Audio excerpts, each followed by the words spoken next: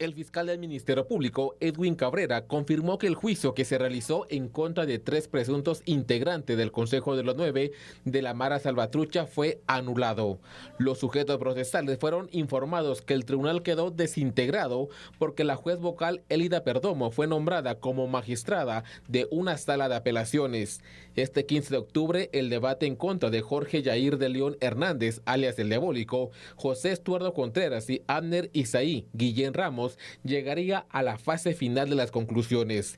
En dicha fase, el fiscal pediría que los reos fueran declarados culpables en calidad de autores intelectuales del asesinato de Herbert Alejandro Calderón Mesa, alias el FAT, en el 2016. Alias FAT fue acribillado a balazos frente a las instalaciones de la Unidad Nacional de Atención al Enfermo Renal Crónico.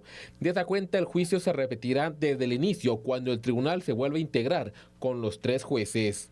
Los juicios de los casos Terminal de Contenedores Quetzal y Odebrecht Guatemala podrían quedar anulados también. Eran conocidos por la juez vocal Elida Perdomo. Los sujetos procesales no han sido notificados sobre la cancelación de dichos debates.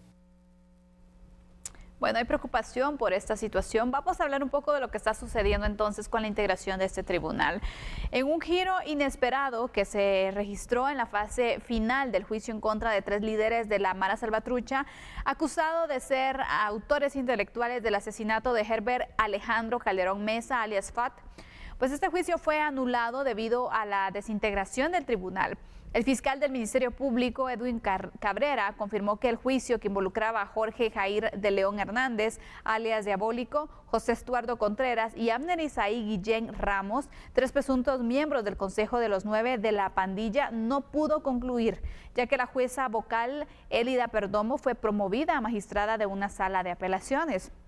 La anulación del juicio contra los 3 líderes de la Mara Salvatrucha no es un caso aislado, de hecho. Según las declaraciones del fiscal, esta situación podría replicarse en otros juicios de alto perfil que también estaban a cargo de la jueza vocal Elida Perdomo. Entre ellos, los casos que podrían quedar anulados también, no desarrollarse las audiencias correspondientes, se encuentran los relacionados con la terminal de contenedores Quetzal y el escándalo de Odebrecht en el país. Ambos casos son investigados y han captado sin duda alguna la atención nacional e internacional debido a las implicaciones de corrupción a gran escala que han tenido.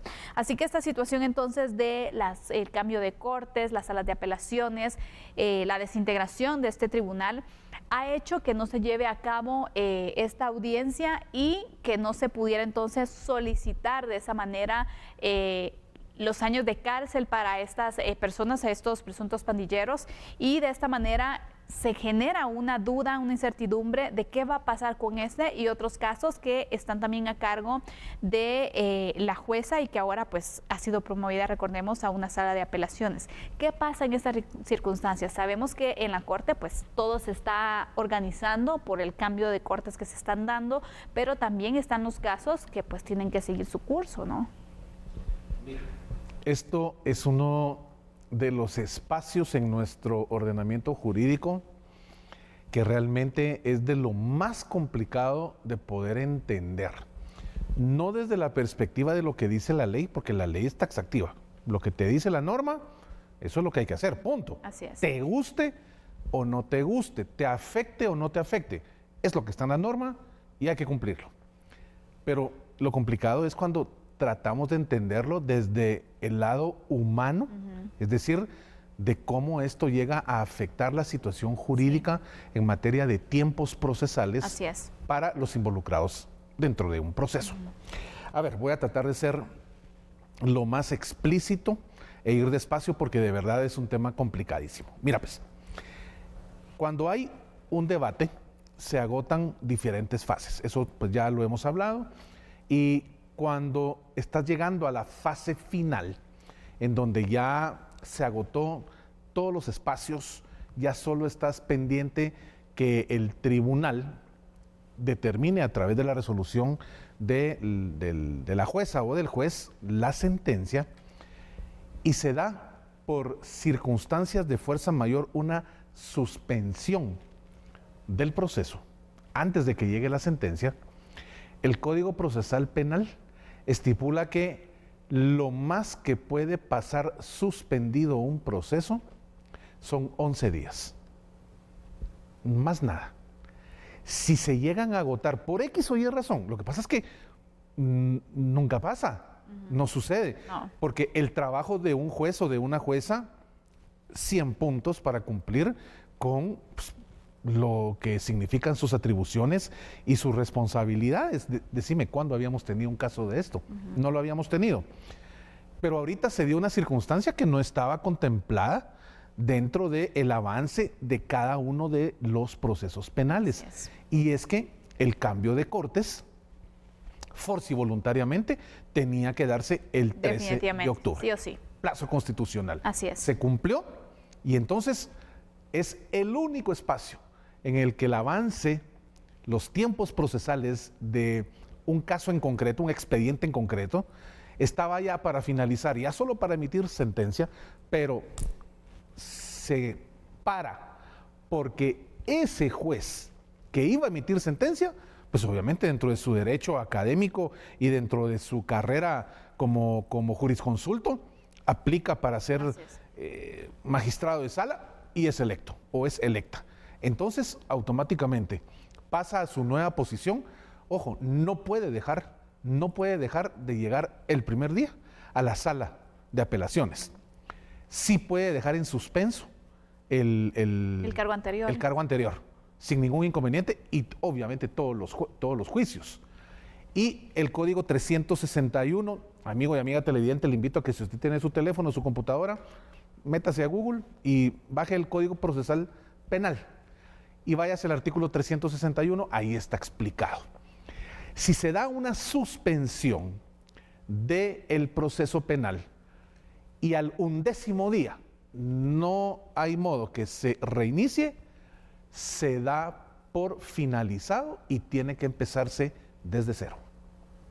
No hay de otra manera. Usted se preguntará, ¿pero por qué? Porque así se hizo el Código Procesal Penal, así se estipuló cuando se creó la norma jurídica en función de darle vida al derecho sustantivo penal y convertirlo en procesal.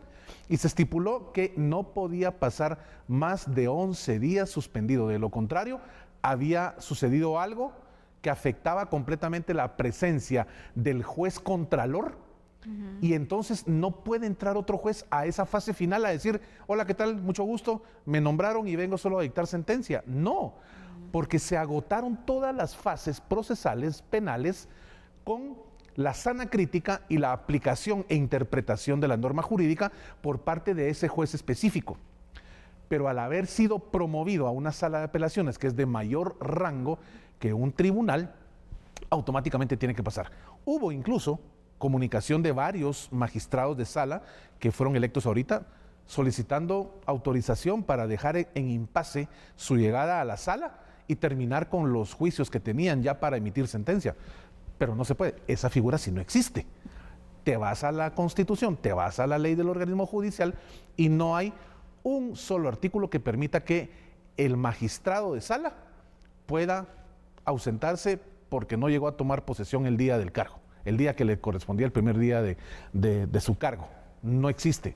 En cambio, lo otro sí, este artículo 361 da ese espacio de la suspensión. Pero si se llega a agotar los 11 días, hay que empezar desde cero. Fernando, ¿qué pasa en este caso, por ejemplo, en la toma de posesión y todo lo que corresponde para tomar posesión del cargo en las salas de apelaciones? Sabemos que sí o sí lo tienen que hacer, ¿verdad? Claro. Para que puedan iniciar también su periodo. Pero ¿qué pasa entonces posteriormente? Es decir, en este caso, la magistrada ya toma posesión. Vienen otros casos, que es la preocupación también del fiscal del Ministerio Público, donde dicen, bueno, ¿qué pasa con el caso TCQ, con el caso Odebrecht? Va a suceder lo mismo porque ella también está a cargo del tribunal. Es decir, a pesar de que ya está juramentada, ya tomó posesión del cargo, pueden decir, bueno, terminamos los casos que tenemos pendientes porque ya tomé posesión, pero podemos hacer este impasse. No. Qué complicado, ¿no? Sí. Porque entonces prácticamente estamos mencionando en que probablemente estos casos que están a cargo de ella, que son casos de alto impacto. Y no solo de ella. Exacto. Hay más jueces. Hay más jueces que están con otros casos también, entonces se van a repetir los juicios. Se repiten. Se repiten. Empieza desde cero. ¿Por qué? Porque esta figura no... Sí, es que es ilógico que alguien llegue a solo dictar sentencia y no tiene conocimiento prácticamente de todo el desarrollo del juicio. Es como que tú te vayas de vacaciones, por favor no te vayas a ir otra vez este año, ya es suficiente, y viene alguien más sin conocer nada y se sienta ahí y dice, bueno, yo vengo acá a cumplir con el trabajo que Sandy estaba haciendo. Sí, pero ¿y sabes qué es lo que hay que hacer con los análisis? No puedes hacerlo. Entonces lo mismo, claro, es un ejemplo tal vez que no tiene mucha relación, pero es en función de la experiencia, del conocimiento y sobre todo de la aplicación de la norma que desde el primer inicio, desde el primer día en que dio inicio ese proceso penal, ese juez ha llevado pues todo el avance paso a paso, fase por fase, y no puede llegar un juez suplente, un juez itinerante. Esa es la figura que existe en el organismo judicial, jueces itinerantes. Pero eso sucede cuando hay un juez que se fue de vacaciones. El otro solo llega a cubrir ciertos espacios. Pero el otro regresa después de 15 días. Acá no, acá se quedó totalmente acéfalo ese tribunal, porque el juez pasó a una posición nueva. Entonces, todos los juicios, todos los casos que estaban ya en su fase final para dictarse la resolución, son afectados por el artículo 361. Complicado. Complicado, por supuesto. Y te digo una cosa, no cabe que tú vayas como afectado o afectada a presentar una acción de amparo, que vas a presentar una acción de inconstitucionalidad. Nada te va a prosperar en ese sentido, porque la ley es taxativa, la ley es clara. Si se llega a generar esa suspensión, pues obviamente no pueden pasar más de esos 11 días, porque todo inicia desde cero. ¿Complicado? Sí, definitivamente. ¿Terrible para las partes afectadas? Claro, pero es como está estipulado nuestro ordenamiento jurídico y no queda más que adaptarnos. Esto sin duda alguna va a incrementar la mora judicial que se tiene, ¿no? Sabemos que pues son bastante extensos los días, los tiempos procesales también para los diferentes casos. Y si mencionamos, por ejemplo, este específico, el caso Unaerc, lleva ya varios años de estarse desarrollando. Se esperaba solicitar la sentencia, ya las partes y la fase ya conclusiva prácticamente del caso que se ha tenido. Si hablamos del caso TCQ, por ejemplo, que es otro que se menciona, ¿hace cuánto también se viene dando este caso, el caso Odebrecht? Bueno, y de verdad tendríamos que hacer un recuento de todos los casos que están bajo esta situación, que aquí solo hemos mencionado 3, son de alto impacto, muchas personas involucradas, claro. Pero ¿qué va a pasar con el resto? Realmente creo que es complicado la situación de incertidumbre que se está viviendo, pero legalmente pues es lo que procede. No lo habíamos visto, pero aquí está pasando y aquí lo analizamos en A la Medida. Claro que sí. Y por supuesto, cualquier determinación, decisión que se tome desde la Corte Suprema de Justicia, pues obviamente lo analizaremos. Así es. Y se lo compartiremos a usted, amigo y amiga televidente. Vamos a hacer una pausa, regresamos enseguida con nuestro segundo análisis.